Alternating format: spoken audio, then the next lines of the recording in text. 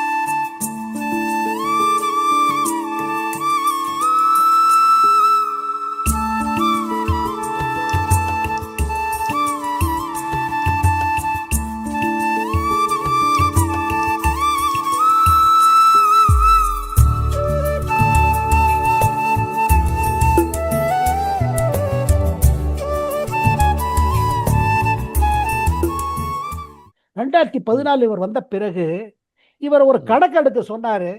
இதுவரையில் அரசு எவ்வளவு பணம் செலவழிச்சிருக்கு பல ப்ராஜெக்ட்ஸ்ல, ஆல் இந்தியா. இங்க ரயில்வே திட்டம், இந்த ஹைவே திட்டம், இந்த திட்டம், அந்த திட்டம், பல கோடி பைசா செலவாயாச்சு. ஆனா அந்த வேலை முடியல. அதை பட்டியல் எடுக்க சொன்னார். அதை எடுத்துட்டு ஒரு பிரகத்தின்னு எக்ஸ்பெரிமெண்ட் ஆரம்பிச்சார். அதாவது என்னன்னா, கேபினெட்ல பல முடிவுகள் வருதுங்க. இந்த திட்டம் செய்யலாம், இந்த திட்டம் செய்யலாம், இந்த குடிநீர் திட்டம், ஜல்ஜீவன் மிஷன் பண்ணாங்க. அடுத்தது வீடு கட்டி தருது, பிரதமர் குடியிருப்பு திட்டம், இந்த மாதிரி பல திட்டங்கள். இந்த திட்டங்களுக்கு பணம் ஒதுக்கீடு நடக்குது, ப்ராஜெக்ட் நடக்குது. ஆனா இவர் என்ன பண்ணாரு, மாசத்துல கடைசி ஒரு நாள் பிரதமரே வந்து உட்காந்துப்பாரு. எல்லா மாநில சீஃப் செக்ரட்டரிகள் அவங்களெல்லாம் வச்சுட்டு, ஆமா, இந்த ப்ராஜெக்டை நீங்க ரிவ்யூ பண்ணலாம். உங்க மாநிலத்தில் என்ன இருக்கு, உங்களுக்கு மத்திய அரசுக்கு என்ன செய்யணும் சொல்லுங்க, எங்க சிக்கல் இருக்கிறது, இதுக்கு 2 வருடத்துல முடிக்கணும்னா இது ஏன் முடியல. இந்த மாதிரி ஒன்றா எடுத்து பார்த்தீங்கன்னா பல திட்டங்கள். ஒரு ரயில்வே லைன் போட்டு அதுல 10,000 கோடி செலவழிச்சாச்சு. இன்னும் 2,000 கோடி கொடுத்து அது முடிச்சிடும், பண்ணுங்க. அந்த மாதிரி போடாத இல்ல, அதெல்லாம் ஒன்றா கம்ப்ளீட் ஆயிருக்கு. ஒண்ணு இல்லைங்க, இன்ஃப்ராஸ்ட்ரக்சர். இது பாருங்க, இப்போ இந்த அரசு செலவழிக்கிற மாதிரி யாருமே செலவழிக்கல. எதுக்கு? இது மூலமாக பொருளாதாரம் வளரணும் சொல்லி ஒரு கிக் ஸ்டார்ட் கொடுக்கணும்னு. அதனால இதுதான் நேரம். அவர் திருப்பி திருப்பி சொல்வாரு, வடமொழியில சொல்வாரு, ஹிந்தியில சொல்வாரு, எய் சமய ஹே சை சமய ஹே, இதுதான் நேரம், இதுதான் கரெக்ட் நேரம். எதுக்கு காத்துட்டு இருக்காதீங்க.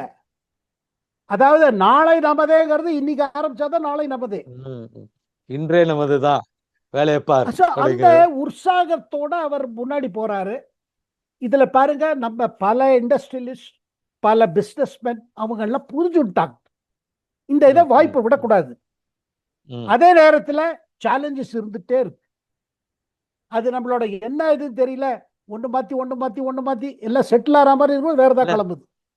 சார் நீங்க சொன்ன மாதிரி கோவிட் வந்தது, யுக்ரைன் வார் வந்தது, இதை ஃபாலோ பண்ணி இப்போ ஈரான் வார் வந்தது.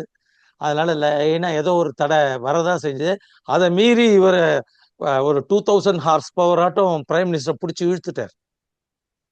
இல்ல இன்னும் பாருங்க, ஒண்ணு நிச்சயங்க. ஒண்ணு என்ன தெரியுதுன்னா, இவர் ஒரு சிஸ்டத்தை அப்படி வச்சுட்டு போறாரு. அதுல பாருங்க, அது ஆட்டோமேட்டிக்கா ஆட்டோல போயிட்டு இருக்கும், ஆட்டோ மோட்ல. அதுக்குதான் அவர் போறாரு. ஏன்னா யாரும் எதுக்கு சாஸ்வதம் கிடையாது. அத பிரதமருக்கும் தெரியும். தான் பிரதமரா எப்போது இருக்க போறது இல்ல. தான் போன பிறகும் இந்த இது ஓடணும், இன்ஜின் முன்னாடி போனோம். அவர் டபுள் இன்ஜின் சொல்றாரு பாருங்க. அவர் டபுள் இன்ஜின் சர்க்கார், டபுள் இன்ஜின் அரசு. அது அர்த்தம் என்னன்னா, ஒரு கட்சி 2 இடத்துல இருக்கிறது இல்ல. அது இருந்தா நல்லது. ஏன்னா நீங்க அரசியல் பண்ண மாட்டீங்க. அவர் சொல்வது என்ன, கட்சி எதுவா இருந்தாலும் 2 ஆட்சியே இருக்கட்டுமே. அப்ப ரெண்டு இழுக்க முடியும் இல்ல. அந்த இதை தானே அந்த ஒத்து ஆண்டு போகணும். காலத்துல இப்ப தோத்து போன கட்சி இது கோட்டை விட்டுடுச்சு. Definitely. எத்தனை டைம் வேஸ்ட் ஆச்சு சொல்லுங்க. ஆனா புதுசா வந்திருக்கிறவர் புரிஞ்சுட்டாரு. தேர்தல் நேரத்துல சொல்லவும் அரசியல், சொல் மத்த நேரத்துல ஆட்சி நம்ம இது பண்ணணும், நல்லாட்சி தரணும். ஆமா. அத பிரதமர் வரவேற்கிறார். ஏன்னா நீங்க பாருங்க, ஒரு கட்சிக்கு ஒரு கொள்கை உண்டு. அரசியல் என்பது அதுபடி இரு. அப்ப ஆனா தேர்தல் நேரத்துல தானே. தேர்தல் எப்போதுமா இருக்குது. அதாவது டெல்லிக்கும் தமிழ்நாடுக்கும் போட்டி மாதிரி போச்சு தமிழ்நாடு சட்டசபை. எஸ் கடைசியில என்ன ஆச்சு? எடுப்படல பாருங்க சார், இல்ல, எடுப்படல. மக்கள் புரிஞ்சுட்டாங்க. நீங்க என்னதான் இருந்தாலும் மக்களை ஒண்ணு நம்பவே மாட்டாங்க. பிரதமர் மோடி பணம் சாப்பிடுறாரு, பணத்தை வசூல் பண்றதுல இருக்காங்க, அதை நம்ப மாட்டாங்க. காரணம் என்னன்னா இவங்க சின்சியரிட்டி இருக்கு. Sincerity Correct. இருக்கு. மக்கள் ஹார்ட் ஒர்க்கிங், லீவே போடாம 12 வருஷம் வேலை பார்த்திருக்காரு. இப்ப கூட நம்ம எதிர்க்கட்சி தலைவர் இந்தியாவில் இல்ல, வெளிநாடு போயிருக்காங்க. அதாவது அவங்க அப்ரோச் எப்படி இருக்குது. அதாவது ஒரு எதிர்க்கட்சி தலைவர்னா அடுத்த பிரதமர்னு அர்த்தம். நிச்சயமா. ஆனா பிரதமர் மாதிரி செயல்படணும்ல. அதாவது நாட்டுக்கு நல்லது கெட்டது எடுத்து சொல்லணும். ஆனா நாட்டுல ட்ரம்ப் சொல்லிட்டாரு இந்தியா பொருளாதாரம் செத்து போயிடுச்சுன்னா இவர் அது கரெக்ட்னு கை தட்டுறாரு. எந்த யாராவது சொல்லுவாங்களா? ட்ரம்ப் என்னெல்லாமோ உளறி இருக்காரு. இப்ப பாருங்க என்ன வருது. இப்ப பெரிய விஷயம் வருதுங்க. ஒரு புஸ்தகத்துல ஒருத்தர் எழுதியிருக்காரு. அதாவது இந்த டாரிஃப் எல்லாம் போட்டுற பார்த்தீங்களா, இந்த ஏற்றுமதி இறக்குமதி வரிகிரி எல்லாம், அதுல என்ன சொன்னாரு? இல்ல இந்தியா எக்கச்சக்கமா நம்ம மேல போட்டிருக்கு, நம்ம பொருள் அங்க விற்க முடியாதனால 50% போடுங்க. அது அடிப்படை டேட்டாவே தப்பு. அவர்கிட்ட கொண்டு போய் சொல்ல காமிக்கப்பட்டது. அதை அவர் ஏத்துக்கல. ஆனா அவங்க அங்க சொன்னாங்க நம்ம தப்பு அப்படி கிடையாது. இந்தியா வந்து பல பொருள் நம்ம பொருள் வாங்குது. இந்தியா நம்ம பொருள் மீது அப்படி ஒன்றும் போடல, லக்ஸரி குட்ஸ் மேல போட்டிருக்கு. அப்புறம் அந்த மாதிரி பொருள் மேல போட்டிருக்கு, எது இந்தியாவில் மேனுஃபேக்சர் ஆகுது. அது நம்ம இவரை நம்ம அவங்களே பாதுகாக்கணும்ல, நம்ம மேனுஃபேக்சரிங் செக்டரை ப்ரொடெக்ட் பண்ணணும்ல. ஸோ அப்படி இருக்கும்போது அவர் சொல்றாரு இந்தியா பொருளாதாரம் செத்து போச்சுன்னா ஓ கரெக்ட். அதாவது இங்க இப்படிப்பட்ட தலைவர்கள் இருக்கும்போது மக்கள் யார் நம்புவாங்க சொல்லுங்க. அதனால நான் என்ன பார்க்குறேன் கணேஷ்ராம் சார், ஏன்னா பல ஆட்சியை நான் பார்த்துட்டேன் டெல்லியில், பல பிரதமர்களை பார்த்துட்டேன். இப்போ இருக்கிற பாருங்க, அதுக்குன்னு இந்த அரசு செய்வது எல்லாமே கரெக்டா அப்படின்னு நான் சொல்ல மாட்டேன். பல பிரச்சனைகள் இருக்கிறது, பல தப்புகள் நடக்குது. ஆனால் அதை திருத்துறதுக்கான கெப்பாசிட்டி இருக்குது. ஓகே, சரி, இது ஒர்க் அவுட் ஆகல, மாற்றணும். இப்போ பாருங்க, நடுவில் ரிசர்வ் பேங்க்கும் நம்ம கவர்மெண்ட்டும் இந்த எஃப்ஐஐஸ் எல்லாம் வெளியில போயிடுறாங்க பாருங்க. நம்ம ஸ்டாக்ஸ் அஃபெக்ட் ஆகுது. அவங்க எது இன்வெஸ்ட் பண்ணாலும் உடனே எடுத்துடுறாங்க. ஏன்னா அங்க இன்ட்ரெஸ்ட் ரேட் அதிகம்னா அமெரிக்காவுக்கு போயிடுறாங்க இந்த இன்ஸ்டிடியூஷன், ஃபாரின் இன்ஸ்டிடியூஷனல் பையர்ஸ். எங்கெல்லாம் உங்களுக்கு கூடுதல் லாபம் கிடைக்கும் அதுல நம்ம இன்னும் அதை எப்படி அட்ராக்ட் பண்றது, அது என்னெல்லாம் நம்ம செய்யறது. அதனால இந்த மாதிரி பல விஷயங்கள் இருக்குதுங்க. எது வந்து பாத்தீங்கன்னா, ஒரு பிரதமர் என்ன நினைக்கிறாருன்னா, ஒரு மொமெண்டம் ஆரம்பிச்சிட்டோம், இந்த மொமெண்டம் தொடரணும், இந்த உற்சாகம், இந்த இது நம்மளால முடியும், எதை மீறி நம்ம செய்வோம், அந்த இது அரசுல இருக்குது, சிஸ்டத்துல வரணும், எல்லாரும் ஃபீல் பண்ணணும். ஆனா இந்த சந்தர்ப்பத்தை விட்டுறக்கூடாது. ஏன்னா இந்த சந்தர்ப்பம் போயிடுச்சு வச்சுக்கோங்க, அதுக்கப்புறம் கஷ்டங்க. அதே நேரத்தில் பாருங்க, ஒன்று புரிஞ்சுக்கணும், டெக்னாலஜி மாறிட்டே இருக்கு. டெக்னாலஜி நான் இது பண்ண மாட்டேன்னு சொல்லக்கூடாது. ஏன்னா ஃபியூச்சர் நீங்க இன்வெஸ்ட் பண்ணி ஆகணும். டெக்னாலஜி நீங்க எந்த தொழில் செஞ்சாலும் சரி, நீங்க வெறும் லாஜிஸ்டிக்ஸ்ல இருந்தா கூட போறோம், உங்களுக்கு டெக்னாலஜி தேவைப்படும். நியூ டெக்னாலஜி எல்லாத்தையும் நுழைஞ்சிருது டெக்னாலஜி. அதனால நீ பண்ணியாகணும். இப்போ ஒன்றும் இல்லைங்க. இப்போ பாருங்க, ஒரு நல்ல விஷயம் பாருங்க, அது நம்ம மீடியால கூட ஹைலைட் ஆகும். நம்ம ரா காட்டனுக்கு ஷார்டேஜ் இருக்குதுங்க. அந்த ரா காட்டன் ஷார்டேஜ்னால பாருங்க, பல முறை நம்ம திருப்பூர்ல நம்ம டெக்ஸ்டைல் இவங்கெல்லாம் ஒரு இது கொடுத்தாங்க, இந்த மாதிரி அது இம்போர்ட் டியூட்டியை கட் பண்ணுங்க, ரொம்ப அதிகமா இருக்குது. ஏன்னா நம்ம விவசாயிகளை காப்பாற்றுவதற்காக இங்க பருத்தி விவசாயத்தை காப்பாற்றுவதற்காக இருந்துச்சு. அத நம்ம முதல்வர் விஜய் எடுத்து சொன்னாரு பிரதமர் கிட்ட, அடுத்த இந்த நிமிஷம் மாதிரி இருக்கு. ஏத்துக்கிட்டாங்க. உடனே 3 மாசத்துக்கு அதை குறைச்சாச்சு. உடனே பண்ணிட்டாங்க. ஆமா சார். உடனே குட். பண்ணிட்டாங்க. பெரியது அது சார். இந்த அது பாரு. விஷயத்த இப்போ நீங்க சொன்ன இந்த விஷயத்த சமீபத்துல அசெம்பிளில பேசும்போது அவர் சொல்லல, மறந்துட்டார். தாங்க அவரோட ஸ்பீச்ல நான் அதாவது சொன்னேன், போய் எடுத்து பிரதமர் செஞ்சு கொடுத்தாரு அப்படிங்கிற வார்த்தை வராம போயிடுச்சு, மறந்துட்டார். அதாங்க சில சமயம் குட்டி கதை தேவையோ இல்லையோ அது வேற விஷயம். ஆனா குட்டி கதையில உட்காரக்கூடாது, பெரிய கதையா இருக்கு. இந்த கதை சூப்பர் கதை வேற, பெரிய நல்லது கதைகள்லாம் செஞ்சிருக்கீங்க. இருக்குது, பெரிய விஷயங்கள் இருக்குது. அப்போ அப்போ இதுல இருந்து என்ன தெரியுது, இந்த மாதிரி பல பிரச்சனைகள் இருக்கு, ஒரு செக்டர்ல பல ப்ராப்ளம்ஸ் இருக்குது. அவங்களுக்கு அதை அவங்க அழகா எடுத்து சொல்லி அதை எப்படியாவது இது பண்றதுக்கு பார்க்கணும். ஆனா அதே நேரத்துல அந்தந்த செக்டர்லயே அவங்க யோசிக்கணும், நம்ம முன் வந்து ஒரு ரிஸ்க் எடுத்து நம்ம பண்ணணும். அண்ட் பண்ணும் பொழுது என்ன, இதுல பணம் அப்படி அடிக்கிறதுல அப்படி பணம் அடிக்கிறது பார்க்க கூடாது. வங்கிகளை ஏமாத்துவது, இந்த அப்ரோச் இருக்கு பாருங்க, எப்படியாவது ஷார்ட் கட்டு, இது கூடாது. அப்பதான் என்ன, அவங்க பாருங்க இப்ப வங்கிகளுக்கெல்லாம் எத்தனை மோசடி ஆயிடுச்சு. அது காங்கிரஸ் காலத்தில் நடந்த விஷயங்கள். போன் எடுத்து இவங்களுக்கு லோனை கொடு, அவங்க லோனை கொடுன்னு எக்கச்சக்கமா லோன் போய் அந்த வங்கிகள்லாம் அப்படியே கொலாப்ஸ் சிச்சுவேஷன் வந்துருச்சு.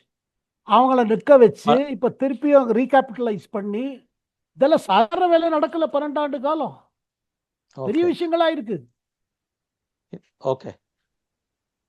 சோ இது வந்து கேட்டீங்கன்னா, பிரதமர் திருப்பி திருப்பி நான் சொல்றேன் சார், பிரதமர் இப்ப எதிர்பார்க்கறது என்னன்னா, அரசு செய்யறது. ஆனா தனித்துறை இருக்கு பாருங்க, பிரைவேட் செக்டர், அவங்க இந்த நேரத்தில் அவங்களும் முன் வரணும். அத பிரதமர் ரொம்ப ஆவலுடன் காத்துட்டு இருக்காரு. வாங்க முன்னாடி வாங்க, பண்ணுங்க, சொல்லுங்க, என்ன சப்போர்ட் வேணும்னு கேளுங்க, தரேன். அப்புறம் பிரதமர் வந்து நல்ல ஐடியாஸ் தேடுறாரு, நல்ல ஐடியாஸ் கொண்டு வாங்க. அப்புறம் பாருங்க எல்லாமே மாறணுங்க, நம்ம விவசாயம் மாறணும். இப்ப பாருங்க இப்போ ஒரு புது இது பாருங்க, ஆத்ம நிர்பர் பாரத், அதாவது தன் காலில் நிற்கிற ஒரு இதுல பாருங்க, அதுல விவசாயத்துக்கு ரொம்ப முக்கியத்துவம். விவசாயம்னா வெறும் விவசாயம் இல்ல, அதுல வந்து பாத்தீங்கன்னா உங்களுக்கு மீன் வளர்ப்பு, கூடவே நம்ம பால் உற்பத்தி, பவுல்ட்ரி, கனெக்டட் எல்லாம், ஹார்டிகல்ச்சர். ஓகே. அதாவது இந்த மாதிரி இது எல்லா இடத்துலையும் வரணும். இப்போ இந்தியாவில் பார்த்தீங்கன்னா நம்ம கொங்கு நாடுல இதெல்லாம் இருக்குதுங்க, அந்த மாதிரி எல்லா இடத்துலையும் வரணும்.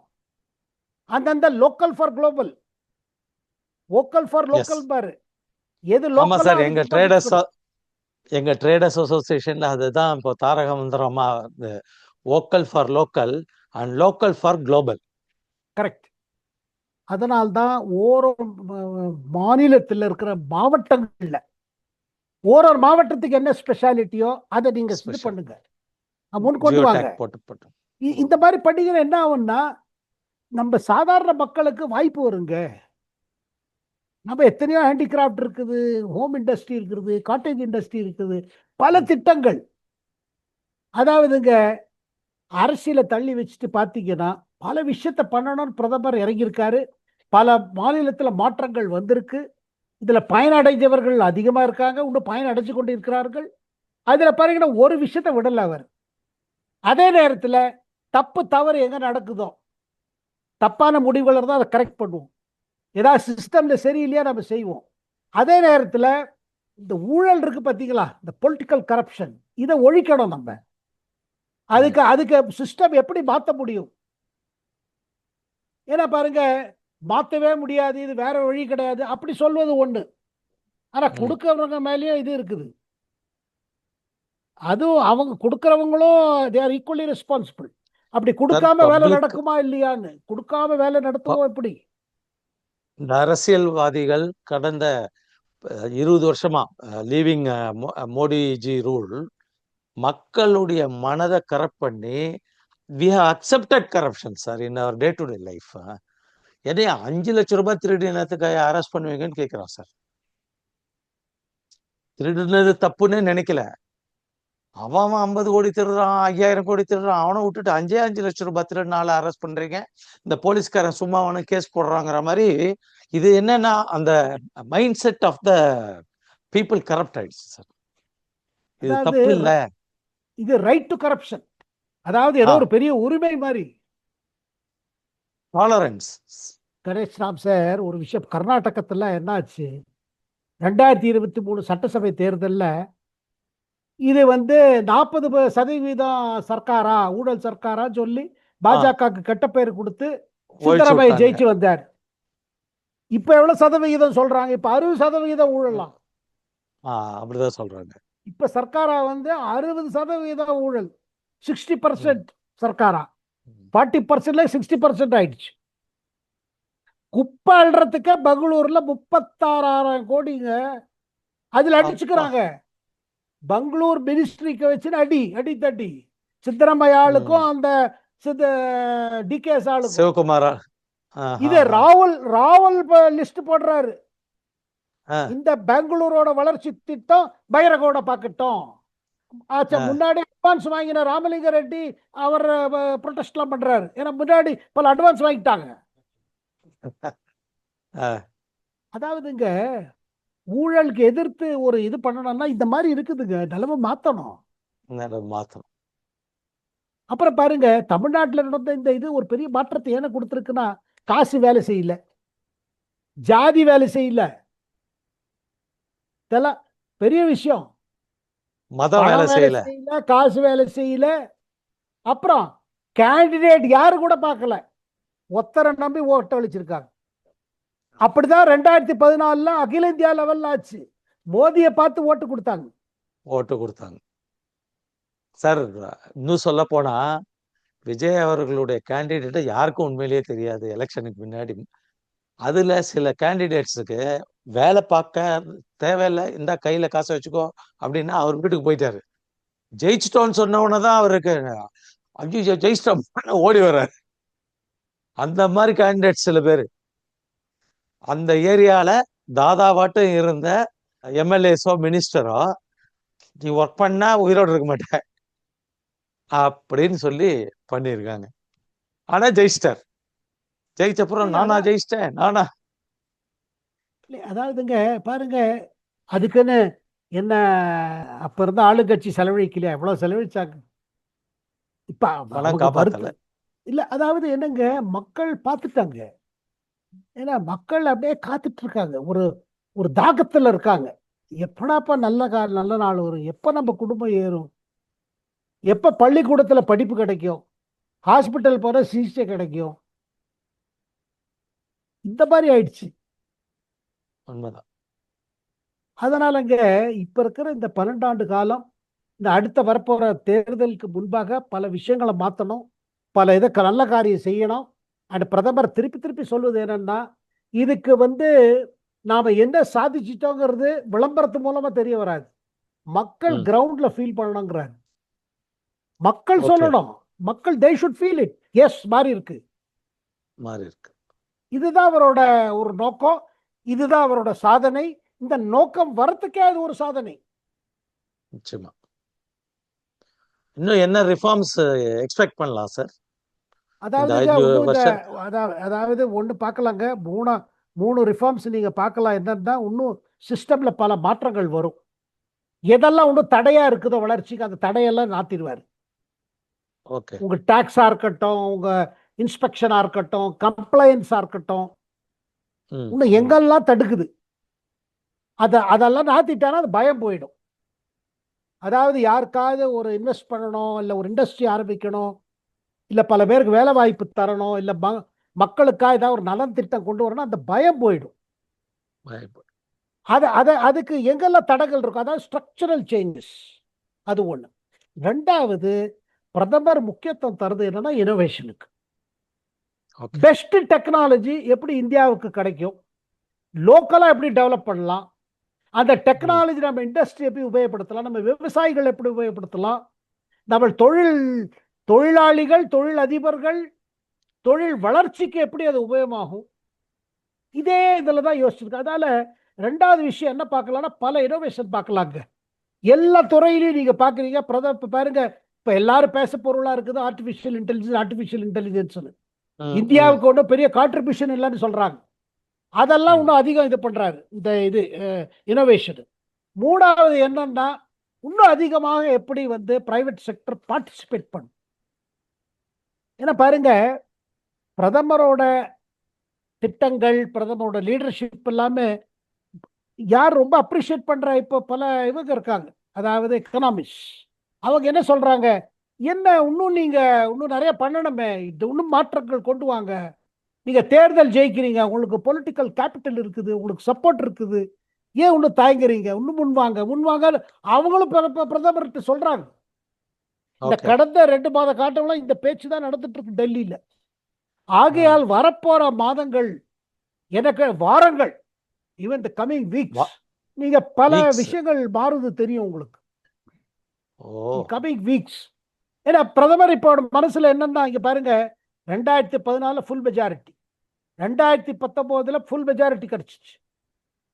ஆனா 2024 குறைஞ்சிச்சு. ஆனா குறைந்தும் அந்த நம்பர்னால அவர் கை கட்டி போடல. மைனாரிட்டி அரசாட்ட தெரியவே இல்லை சார். அதுதாங்க, அதாவது என்னன்னா, அவர் என்ன பாக்குறாரு, நான் 5 வருஷம் இருப்பேன்னா 10 வருஷம் இருப்பேன், அது விஷயம் இல்லைங்க. ஆனா செய்வது, நான் வந்திருக்கேன் மாற்றத்துக்காக வந்திருக்கேன். ஒண்ணுங்க, ஒண்ணுமே செய்யாம நீங்க எல்லாரையும் இது பண்ணிட்டு இருந்தீங்க வச்சுக்க, குஷி பண்ணியிருந்தீங்கன்னா உங்களை போல பிரதமரே இல்லைன்னு எல்லாரும் புகழ்வாங்க. அவங்க செய்யறதை செய்ய விட்டுட்டீங்க வச்சுக்கோங்க, எல்லாரும் புகழ்வாங்க. ஏன்னா மன்மோகன் சிங் அந்த மாதிரி தான் ஆச்சு. ஆமா, அவர் எடுத்த முதல் 5 காலத்துல அவர் கொஞ்சம் ஏதோ பண்ணாரு. அதுக்கு பிறகு சோனியா காந்தி, அகமது பட்டேல், திமுக கூட்டணி கட்சி எல்லாரும் கை போட்டு வச்சுட்டாங்க. அவரால் ஒண்ணும் பண்ண முடியல. அந்த மாதிரி நிலைமைக்கு பிரதமர் நம்ம மோடி போக மாட்டாரு, போக விட மாட்டாரு. இதுதான். So very quickly வந்து we are going to see more reforms, more changes, system changes, more changes. சட்டங்கள் மாறும், சிஸ்டம் மாறும், கம்ப்ளைன்ஸ் விஷயங்கள் மாறும். சார், நீங்க இனோவேஷனுக்கு ரொம்ப முன்னுரிமை கொடுக்கறதா சொன்னீங்கல்ல சார், அப்படின்னா வந்து மோடி அவர்கள் இனோவேஷனுக்கோசரம் எக்ஸ்ட்ரா பட்ஜெட் ஒதுக்கி ஒதுக்குறாரு. அப்புறம் பல அதனால்தான் இவர் வெளிநாட்டு பயணங்கள்லாம் பார்த்தீங்கன்னா எங்கெல்லாம் போறாரோ, இப்ப பாருங்க யூரோப் போயிட்டு வந்தாரு, அந்த கண்ட்ரிஸ் எல்லாம் போனார் பாருங்க, பின்லாந்து, நார்வே, ஸ்வீடன். அங்க அவங்களுக்கு சில டெக்னாலஜி முன்னாடி இருக்காங்க, அவங்களுக்கு இந்தியாவுக்கு எப்படி கொலாபரேஷன் பண்றது,